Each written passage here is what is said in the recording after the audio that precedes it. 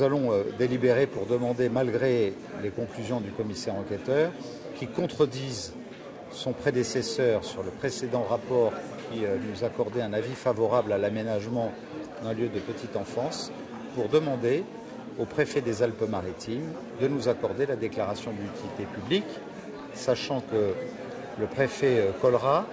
avait très clairement dit qu'il n'accordait une autorisation que sous réserve que l'association qui exploite cette mosquée apporte toutes les preuves de transparence nécessaires et démontre qu'elle n'était pas sous l'emprise d'une influence étrangère.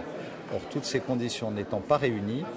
il nous appartient aujourd'hui de demander d'un côté au préfet d'accorder cette utilité publique et d'autre part au procureur de la République qui a ouvert une enquête préliminaire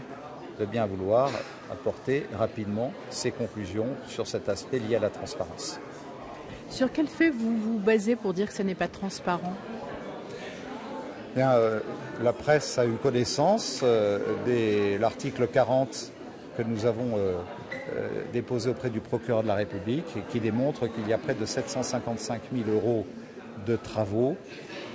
non facturés par des entreprises qui, pour certaines d'entre elles, se sont constituées 2 jours avant les travaux et ont déposé leur bilan au terme de ces travaux. Je pense que si le moindre père de famille, chef d'entreprise, commerçant de notre pays ou de notre ville agissait de la sorte, il aurait de graves soucis avec la justice. Je ne doute pas un seul instant qu'il en sera de même pour une association qui exploite pour le culte musulman un lieu propriété du ministre des cultes saoudien. Alors le préfet a 1 an, vous venez de le dire, pour prendre une décision. Comment vous pensez que ça puisse se dérouler ? Eh bien, j'ai confiance dans le fait que le préfet tiendra compte des recommandations de son prédécesseur sur le fait qu'il y ait l'exigence des conditions de transparence financière et de non-ingérence d'une puissance étrangère dans ce dossier, entre autres, que le procureur de la République, dans ce délai, apporte ses conclusions sur une enquête où, de toute évidence, il semblerait qu'il y ait réellement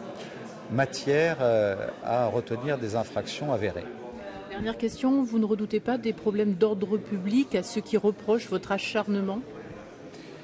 Il est très clair qu'aujourd'hui, je souhaite, comme je l'ai toujours fait, dans le cadre d'Alpes-Maritimes Fraternité où je rassemble tous les cultes et dans la réunion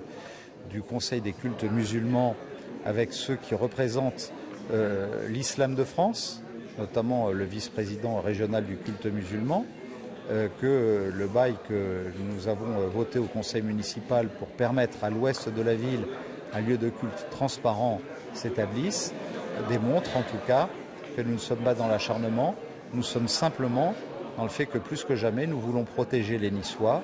et que nous ne pouvons pas accepter que quelqu'un impose sa loi qui est contraire aux lois de la République en matière de culte sur le territoire de notre cité.